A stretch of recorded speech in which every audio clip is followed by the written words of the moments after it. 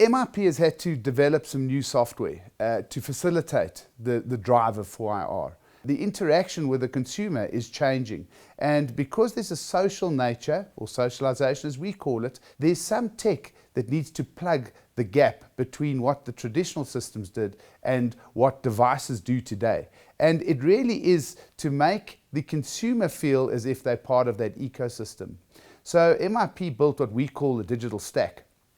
And the digital stack focuses on allowing a system to manage the process that a consumer needs to go through to order a stock item, or to pay an invoice, or to claim on an insurance policy, whatever the case might be. So instead of looking at the market, we're seeing that process and workflow is becoming much more integral to the core admin platforms than actually just being driven as a third-party product. So our research and innovation unit actually had to build a workflow system or a business process socialization system that manages the context of every transaction, and as I said before, that temporal nature of or time-based nature of how a process interacts with the consumer. The next thing is what we call a diary, a central diary in the system, where a diary actually keeps track of the movements of what the consumer is actually doing. So anytime, and I'll try and give an example of a consumer using an app, they go into the app and they have a look at their latest invoice. They see a problem on the invoice and they decide now they're going to call the call center of the customer.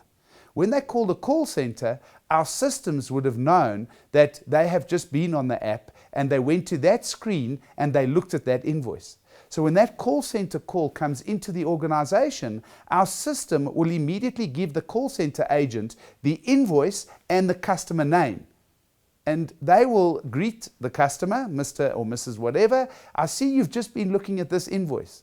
And with 95% certainty, we know the question the consumer is going to ask is derived from that invoice. So we see the change in service level and behavior and how the systems are going to try and recommend what the staff member needs to do when the phone actually rings. The last point I'd like to make is rules.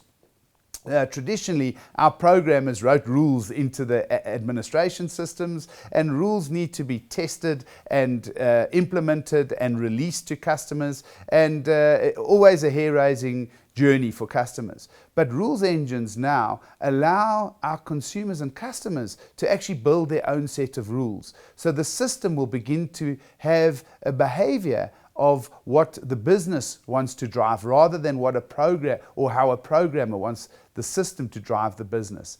And the dynamic nature of those rules engines, we believe, is actually the seed for artificial or augmented intelligence, because those rules will now be analyzed, or what we call machine learning. The machine will begin to understand the execution of these rules in the drive of a process. It will understand what the rules were and begin to improve the rule set as service levels are managed and outputs are managed from what the consumer wanted to do in interacting with the rules.